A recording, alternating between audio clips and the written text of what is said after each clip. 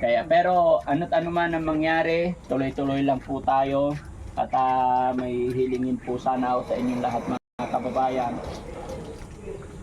Gusto ko lang po ay makatulong, gusto ko rin po magtuloy-tuloy ang pagtulong natin.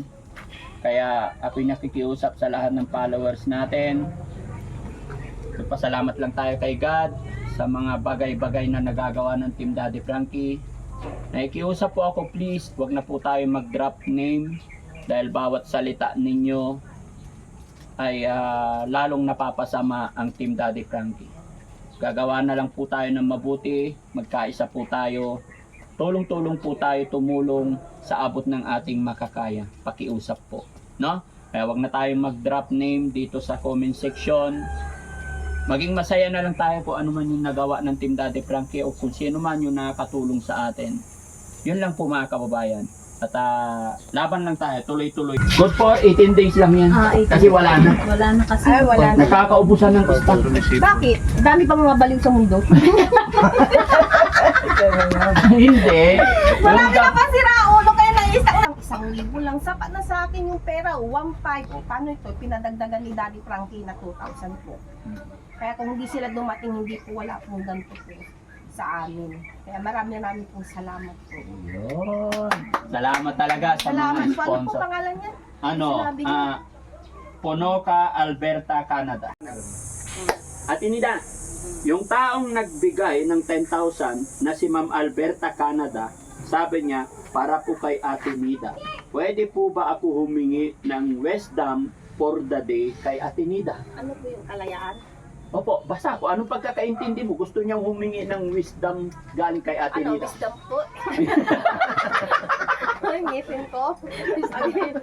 Salamat po Ma'am Alberta dito po sa binigay niyo sa akin perang 10,000 po kahit ganito po kahirap yung buhay namin.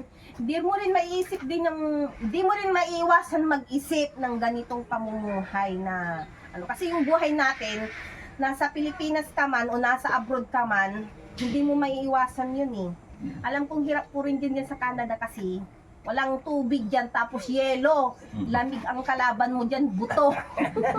Ito, nagpapasalamat nga ako kasi may bahay na. Pero hindi ko pa rin maiwasan din kasi nga, kung saan din po nanggagaling yung pera o galing po sa inyo yung perang ito, tayo po yung nagbibigay po sa amin.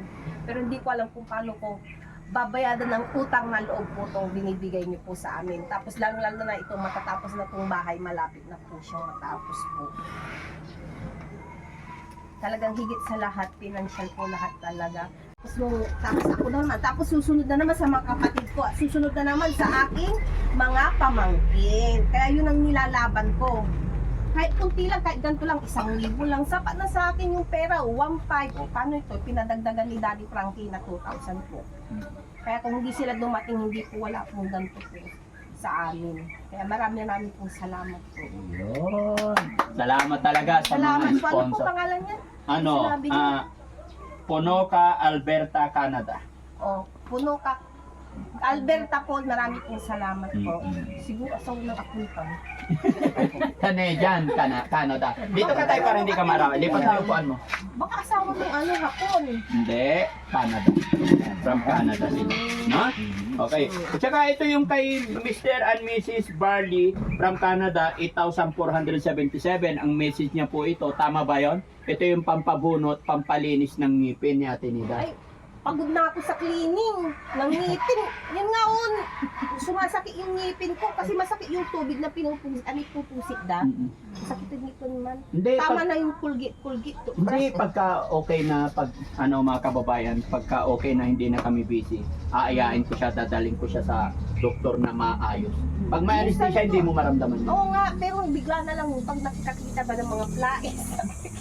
Pagka may gumagawa dito sa bahay niya, nangingilo siya siguro mga kababayan. Doon naligaw ka tayo ko kayo.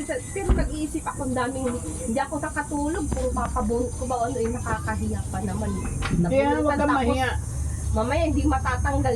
Nagpatusok lang ng anesthesia. Ay, hindi, Kaya matatanggal. naging ano ko naging aso ko eh. Hindi. Huwag kang mag-alala. Kung Naging kinakaya. docure ako eh. Hindi, maayos yan. Dadaling kita sa maayos, magaling na doktor. Ala, Para hindi.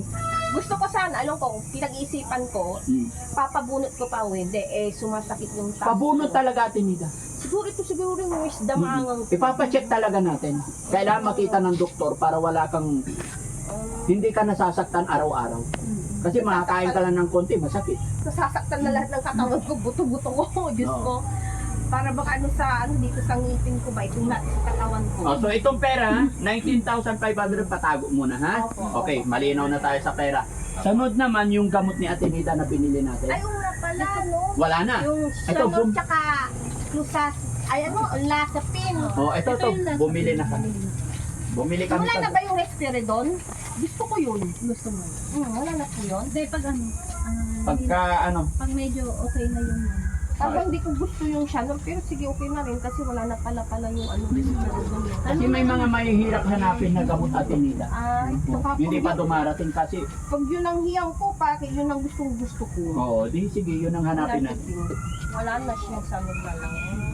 Sige. Good for 18 days lang yan. Kasi wala na. wala na kasi. Ay, wala na. Nakakaubusan ng stock. Bakit? Dami bang mga baliw sa mundo? Hindi.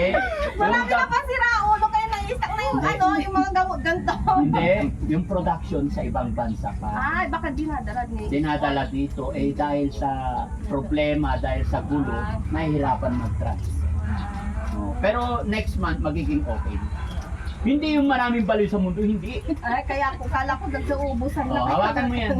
Kasi pagkataas ng usapan natin ito. Mabigat yun. Ha? Mabigat. Mabigat. Mabigat sa ulo. Okay. So, yun mga kababayan, mga kabarangay, sana naging maliwanag, sana naging maayos, sana naging masaya po kayo sa update ng bahay. Pagpasensyaan nyo na po talagang naging busy ang Team Daddy Frankie at ang dami talagang pinagkakaabalahan, pinagkakaharapan ng Team Daddy Frankie. No? Kaya pero ano't ano man ang mangyari, tuloy-tuloy lang po tayo at may hilingin po sana ako sa inyong lahat mga kababayan. Gusto ko lang po ay makatulong. Gusto ko rin po magtuloy-tuloy ang pagtulong natin. Kaya ako'y nakikiusap sa lahat ng followers natin. Pasalamat lang tayo kay God sa mga bagay-bagay na nagagawa ng Team Daddy Frankie. Nakikiusap po ako, please, wag na po tayo mag-drop name dahil bawat salita ninyo ay lalong napapasama ang Team Daddy Frankie. Gagawa na lang po tayo ng mabuti, magkaisa po tayo, tulong-tulong po tayo, tumulong sa abot ng ating makakaya. Pakiusap po, no? Kaya wag na tayo mag-drop name dito sa comment section.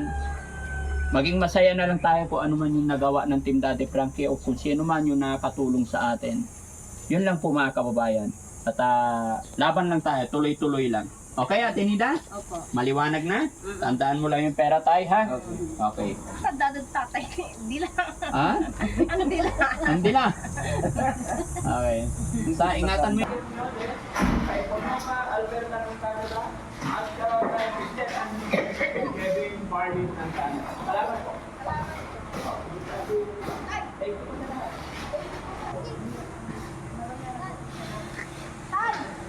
Sige, tignan ko lang.